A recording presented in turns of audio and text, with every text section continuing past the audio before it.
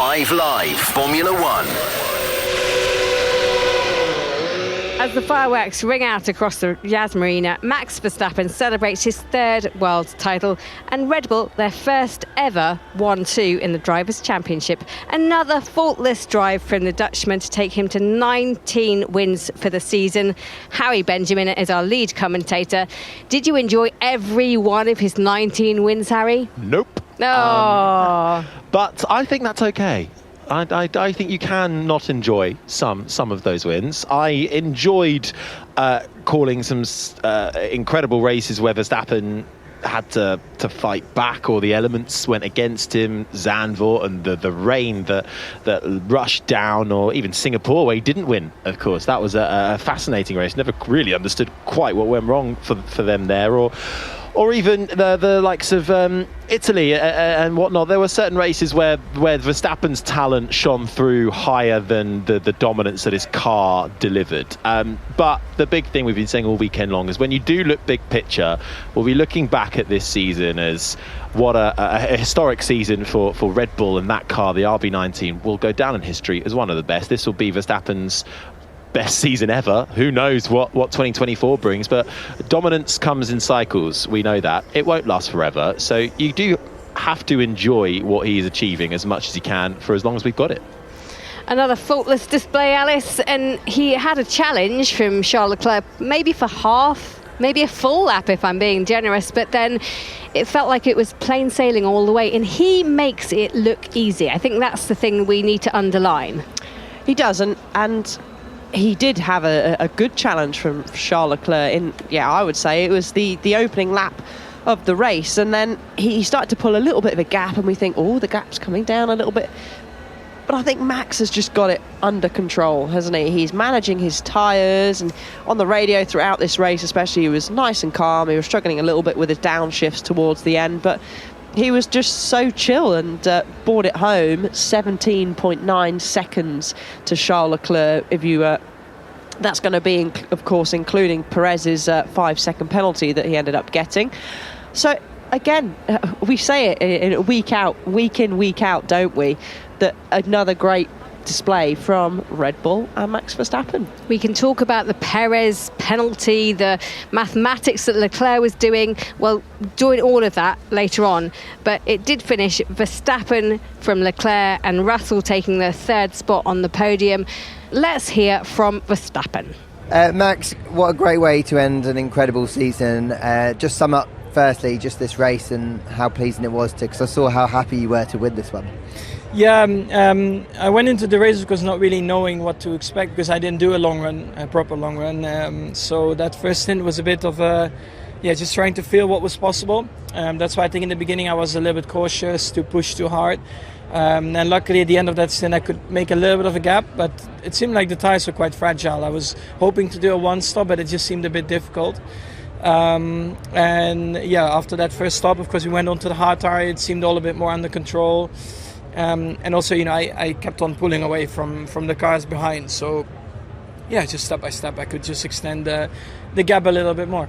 19 wins, what a season, 1,000 laps led. When you hear those numbers, how do you reflect on that? Yeah, I mean, the target today was to win, and then probably the second target was to try and get 1,000 laps in. At least my engineer was really on that, so we tried to also stay out as long as we could, that we didn't have anyone else extend too much and take too many laps in the lead. I think we did well. The whole season, of course, has been unbelievable. Incredible. I mean, I don't know what to say anymore. It's just been a lot of fun as well.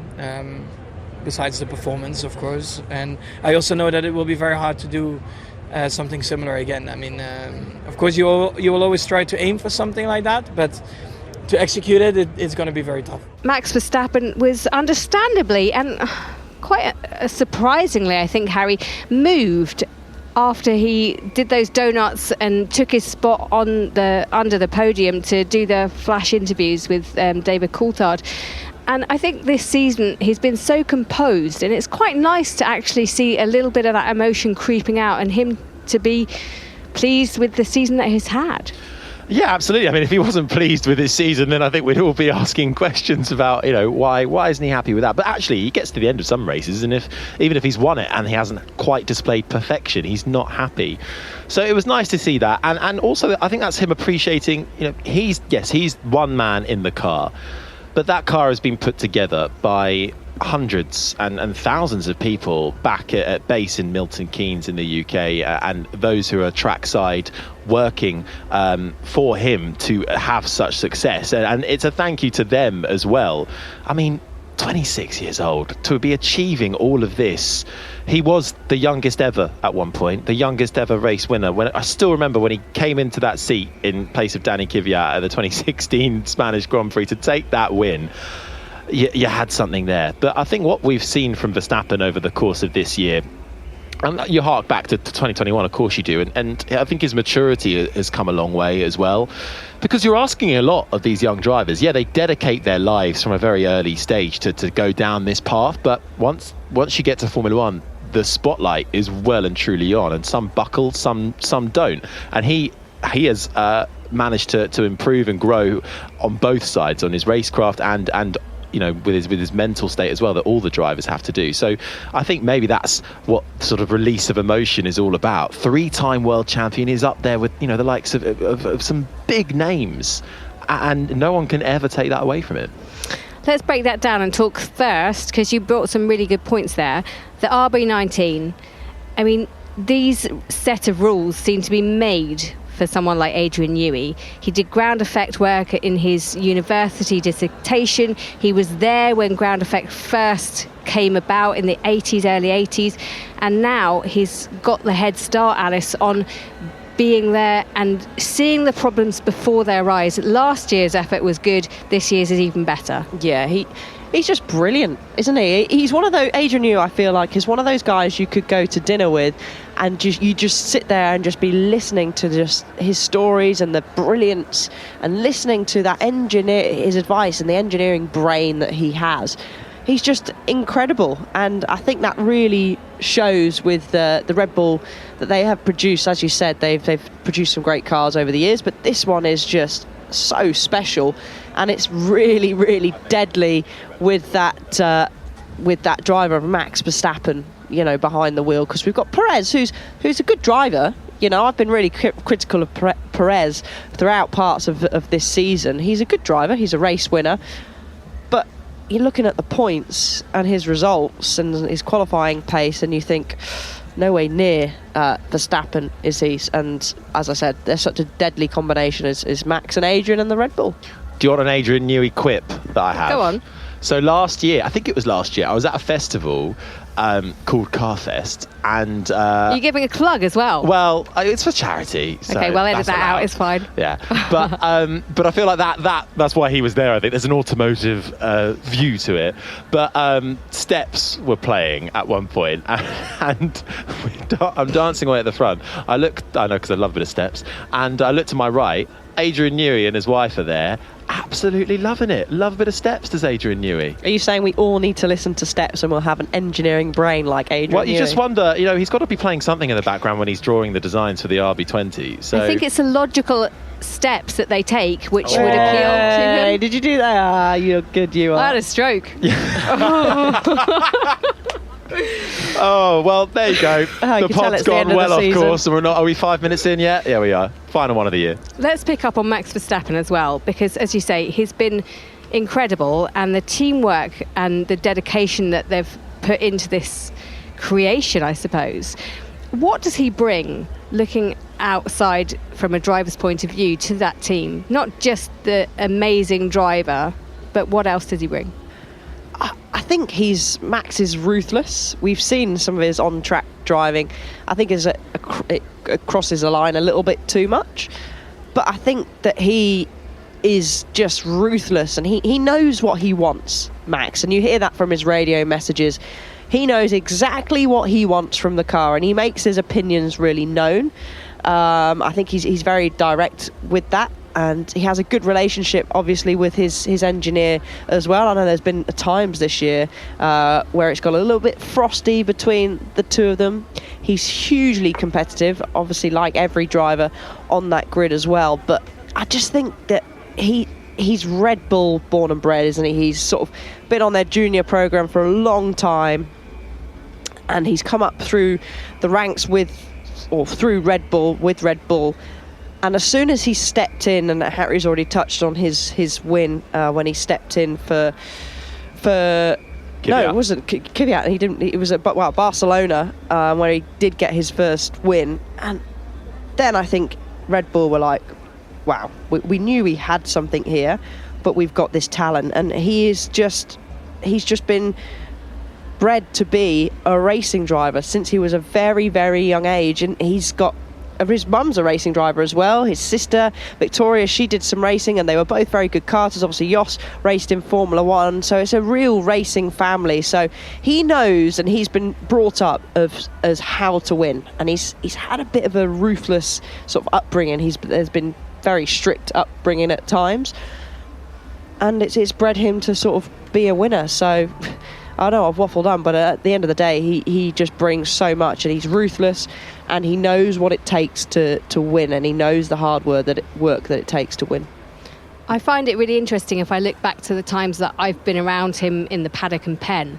He's changed so much, and having the awareness to develop himself to the point where he is now, which is very calm, very methodical, very thought out. I mean, he was impetuous before. He was rash. He would address the media with a certain amount of, I suppose, venom at times. And he's managed to taper all that in. And Alice, I think it's a good lesson for any driver who's coming through the ranks to actually be a bit more like Verstappen is now than how he was when he first started. Yeah, I would say so. But also with that, I find that often with the younger drivers that I work with, a lot of them try and race up like Verstappen did. You know, he had a lot of seat time. You know, he was always out in a kart, he was always out in a car. He was lucky enough, and I'm sure he'll admit he was lucky enough that he was able to do that and get that valuable seat time. But because of budget? Yeah, but because name? of budget, and of course the name helped.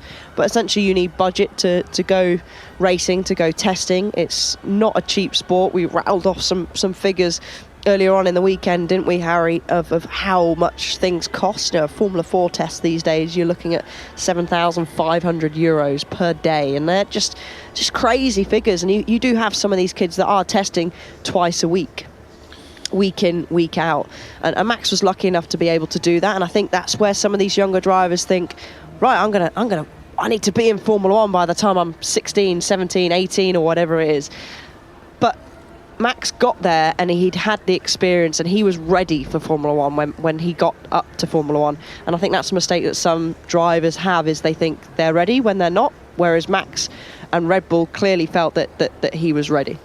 Max set a new bar when he came into Formula 1, but I think you've got to pay a lot of attention to his engineer, Gianpiero Lambiase, and the way they work together as well. GP was his engineer at Red Bull from day one. When Verstappen took that first win, it was also GP's first F1 win too. They've been in it together since the start. And this year, you know, we've heard them on the radio back and forth sometimes.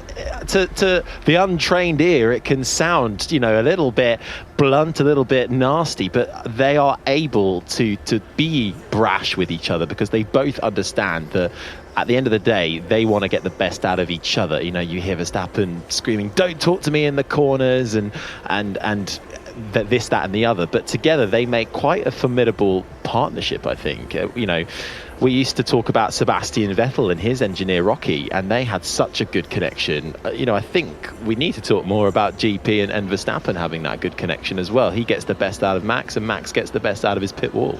Yeah, I mean, you heard it plenty of times with Lewis Hamilton and Peter Boddington, who was his race engineer. And as you say, that reliance to have faith in your race engineer, but also to take the calls that you don't support fully when you're a driver. And even today we saw a lot of that, like, what's happening, communicate with me, from other people. There is this, it's a very symbiotic relationship. Yeah, I said earlier, didn't I, that that Max and his engineer GP have had a few frosty words. I was told by somebody that GP at one stage, I think it might have been when he said to Max, I can't remember what race it was, where he said, right, okay, Max, you set the tyre pressures, you do the setup of the car, we'll leave it at that. And I think I was told that GP actually got off the pit wall and left the pit wall. So they have certainly had frosty times, but I think that actually makes the relationship special, that they are that close, that they're like a little married couple, that they can have these little lovers tiffs on the pit wall at times. But yeah, a great relationship but that they have, and it's a flying one at that. Really is. We are going to take a short break, but we will be back with more chats about second in the championship. Welcome back to the Chequered Flag podcast with me, Jenny Gow, Harry Benjamin and Alice Powell. And Harry, the battle for second in the championship didn't set the world alight, but it got us excited, didn't it? Well, we had to get excited about something, didn't we? Mercedes clinched that battle. They take the runners-up spot, 409 points to Ferrari's 406 points. So it really was a battle that went all the way to the wire. And really, each team only had one car in it in that race. Leclerc was the big scorer. Sainz didn't really. He retired actually in the last couple of laps, but he was only really in 10th for a few laps. And Hamilton also struggled this weekend as well. He finished 9th in the end. So Leclerc and Russell both on the podium. Some interesting tactics at the end of that race. Oh, don't get me. I mean, we had to look at each other, work out what was going on, then Alice, thankfully, managed to decode what was actually happening, but it was a curious one for the end of the race. Just explain what happened and how it resolved, and it might be the two of you that need to do that. I'll give it a go first of all. I'm the spare wheel of this. I'm handing that over to Harry. So Perez had a 5-second time penalty for barging Lando Norris out the way, essentially. So that was hanging over his belt, and he was involved in catching up to Russell and Leclerc. So Leclerc. And also amazing that he was able to even have this idea and compute it while racing for a podium. He decided, well, to try and help Ferrari out in the battle for second and secure it, to almost try and back Russell up, because he let Perez through. So Perez had got through on Russell. Leclerc then literally got out of the way for second. So that allowed Perez up into second, and Leclerc now in third. But crucially wanted to stay within 5 seconds of Perez so he could get that position back when Perez's time penalty was applied, which in an ideal world would drop Perez behind Leclerc but keep him ahead of Russell in the Mercedes and give them still a fighting chance, Ferrari, of clinching second. That didn't work. It all went out the window. Have I done that right? I think that's about what happened, but it didn't work, and Perez got the penalty. Leclerc came second. Yeah, he was clinching at straws, wasn't he, Charles Leclerc, to try and help them get that second place in the constructors, but that's why I handed it over to you. Perfectly explained, Harry. Well, you know what? I'm going to give a shout out to Chris Medland for that one, because he did do a nice explainer on his Twitter. But interesting that Leclerc was able to even have those kind of discussions on the radio. It kind of reminded me a little bit what Sainz was doing in Singapore to secure the win with the clever DRS trick. So the Ferrari boys are using their brain with the strategy to try and help them out. Unfortunately, it didn't go his way. He did get second, but Ferrari did not. Let's hear from Charles Leclerc. Hey Charles, great first lap. I enjoyed that way that you attacked Max and you gave it a good go, and I know it wasn't the win that maybe you'd dreamed of, but was it a strong performance overall from you for the final race of the season? I think in the last few weekends we didn't leave anything as a table on the table, and this is what mattered to me. But on the other hand, quite frustrated because I wanted that second place in the constructors, which we didn't get, and this is a bit that's why I don't have the smile that I should have at the end of this race. But it's we've given absolutely everything, and it wasn't enough. We heard you a couple of times on the radio, like you alluded to, kind of trying to work out what you could do. You wanted to try everything and even let Checo through as well. Does that just show how much P2 would have meant to the team? To get that at the end of what has been a very difficult season. Yeah, it was definitely something I wanted, but mostly for the team. At the end, it doesn't change much for me, but the team had... they have worked so hard during the whole season. It's not been a good season.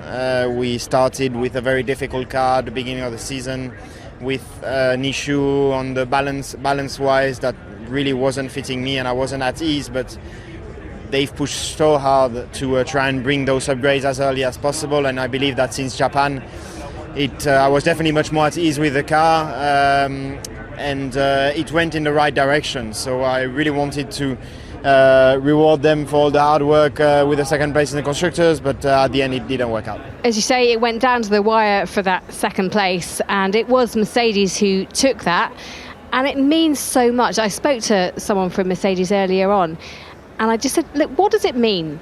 Tell me what it means so I can tell the listeners at home. And I'm like, it's everything. Okay, it's not the win, but it's the same as, was it Senna or Prost said, if you don't go for the gap, you're not a racer anymore?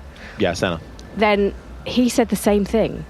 And personally, for each one of these teams and personnel, it means so much to them. They're not the ones that get in the car. They're not the ones that fly around the world with a posh jet.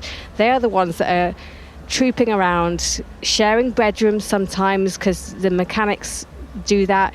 They just have to do the hard yards.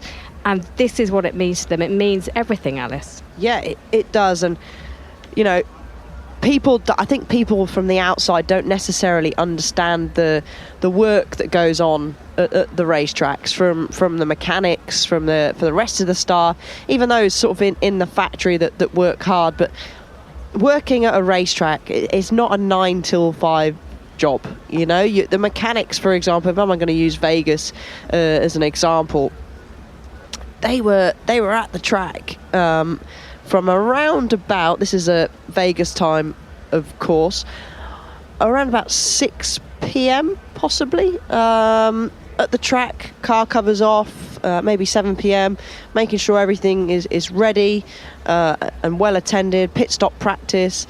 Then, of course, the race happens. They've got to be ready. They have adrenaline going through them. They've got the pit stops, and they do the pit stops. They've then got to pack down and pack everything away.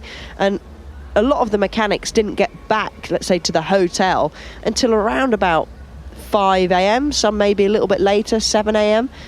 That's a long time. And it's not like you just sat doing nothing. That it's hard work. And then some of them then on a flight back, and with that time zone as well. 7 a.m. in Vegas was probably, I don't know, it's 2 p.m. UK time. It's so tiring. So hats off to the mechanics, all these mechanics, and they're not flying in business. They haven't got a private jet. They're all sat at the back of the plane in economy.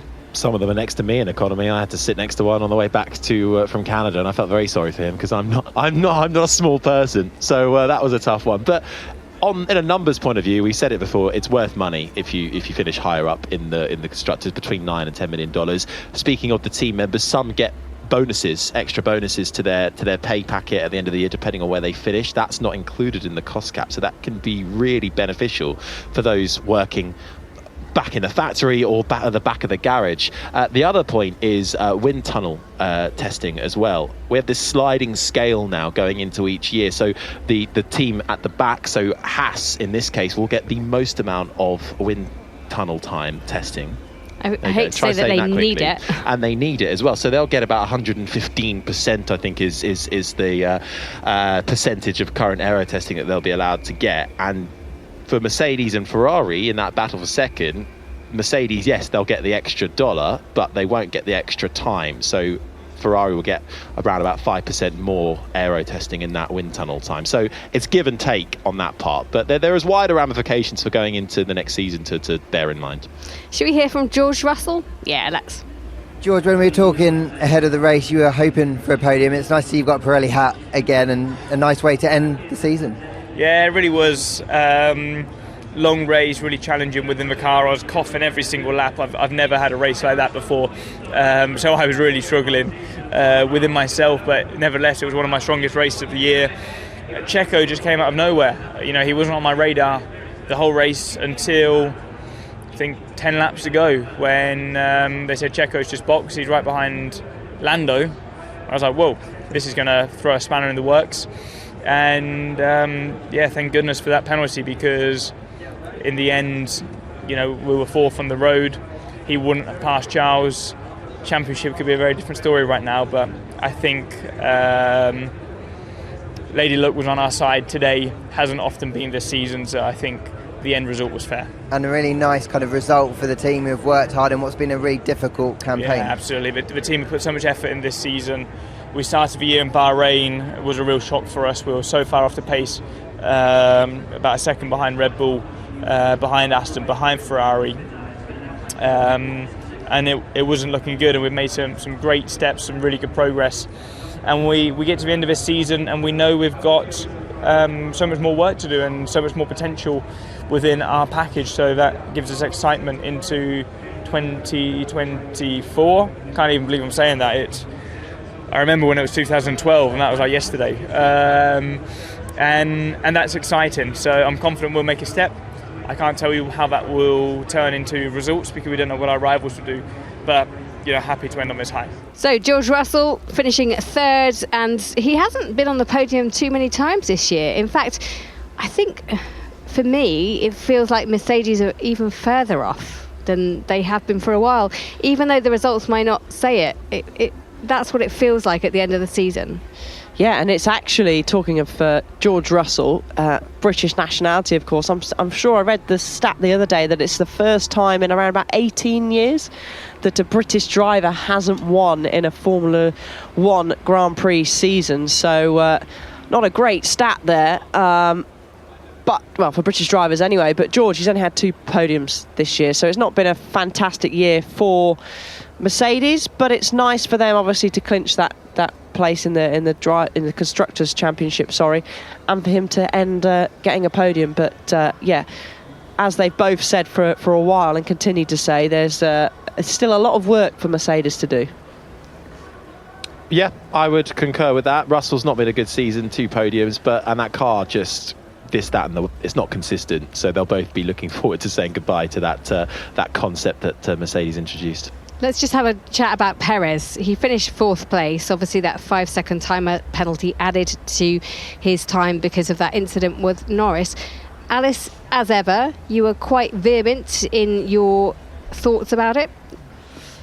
Yeah, Perez was trying to defend himself, but as I said on air, there's nothing to defend there, I'm afraid. Checo, it was clearly your fault. He just on the run down into turn 6, he was down the inside, or tried to make the move down the inside of Lando Norris. He was never going to stop.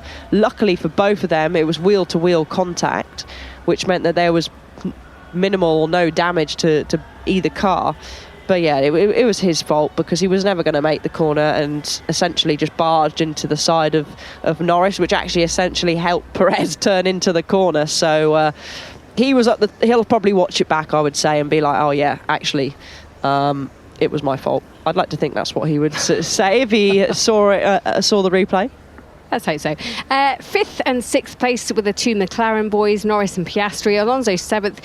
And I want to give a personal big shout out to Yuki Tsunoda, who finished P8. It wasn't enough to catapult AlphaTauri up the standings on Franz Tost's final race, and he's done an outstanding job with bringing young talent through.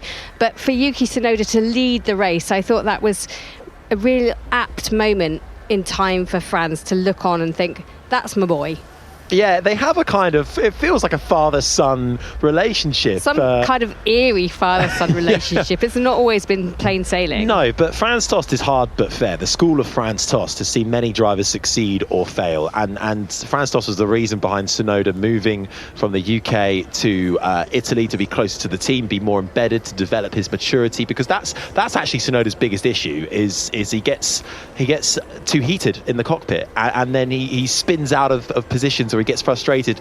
None so more evident than Mexico, where he was carving his way through the field. I believe that he could have finished in front of Ricciardo in that race, but in his battle with Piastri, didn't bide his time, and he spun out because of it. brilliant race from Tsunoda. I actually, on reflection, I do look back on the strategy AlphaTauri implementing there with a one-stop. You know, he had the pace. He was starting in 6th. Could they have done a 2-stop and still been able to get 6th or be in around that position where with Piastri and Alonso? I wonder if they missed a trick there, or if they just wanted to play it safe. They brought upgrades to the very end of this year. They're the team that's actually had the most upgraded car throughout the year. So considering they were plumb last at one point with the majority of the season, to finish in 8th, just a couple of points behind Williams, will buoy them going into next year with Tsunoda and of course Daniel Ricciardo back for a full season. Could be quite an unstoppable duo. Yeah, I mean, Yuki, I said it on air, and had a great drive, and I'm really pleased for him that he got an 8th place finish. Probably one of the drivers of the day, lasted out quite well. He won the driver of the day. Did he? So yeah, a driver of the day for me, for sure. Agree with those that voted for him. A great job, and as you said, Harry, a nice end for AlphaTauri there.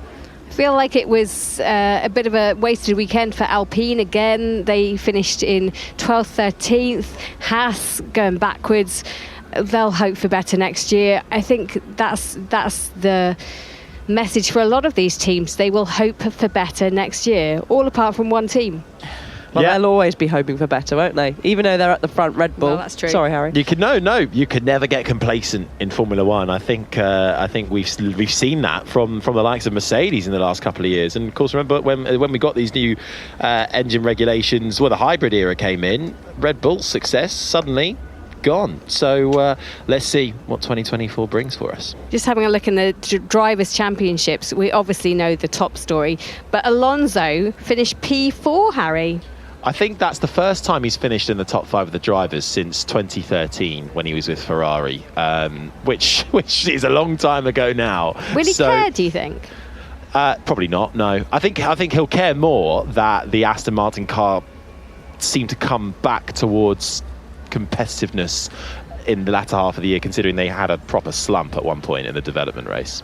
Yeah, I mean, it's not where they started, is it? Finishing 7th today, and Stroll was down in 10th, so double points finish for both of those drivers. But yeah, he's probably not going to care about 4th place, is he?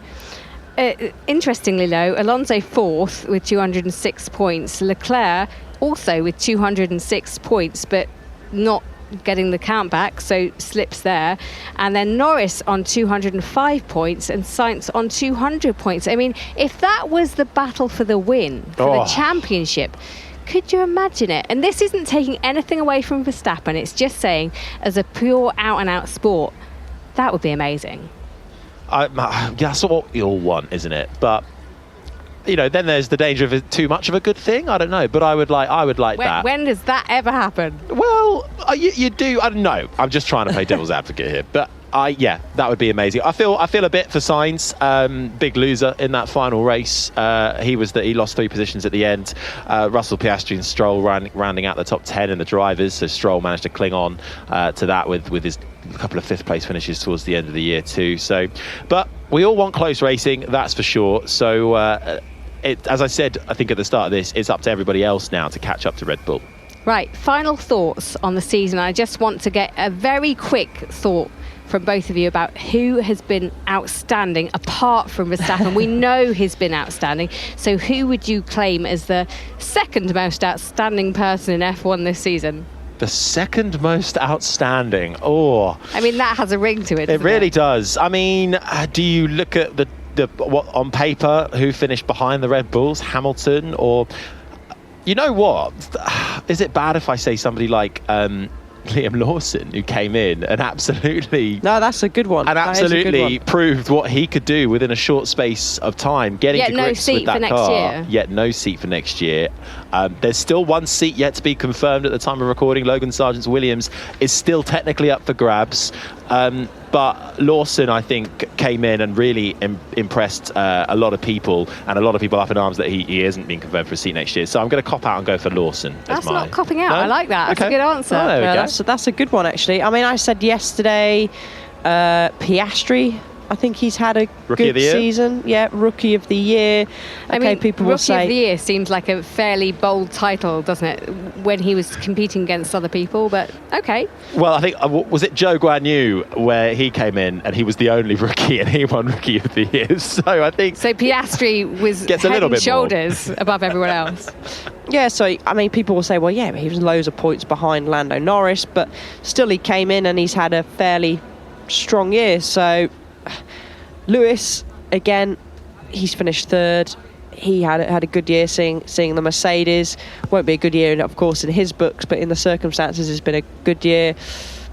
But I'm going to go with Piastri just for your Rookie of the Year. I know that he's had a good season. What about you, Jenny? I would say Alonso. He's Yeah. been outstanding at times, given that the car he's in, he's driven outstandingly. I mean, you think back to some of the drives that he's put in.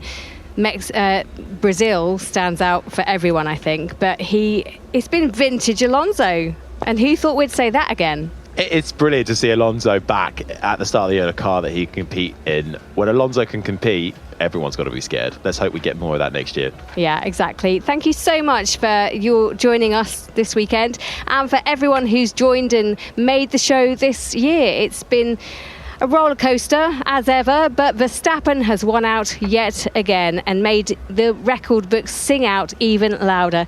And remember, not long until the 2024 season begins 97 days. at the time of recording. Dwindling down every single day. We wish you a very Merry Christmas. We can say that now. This has been an IMG production for BBC Radio 5 Live.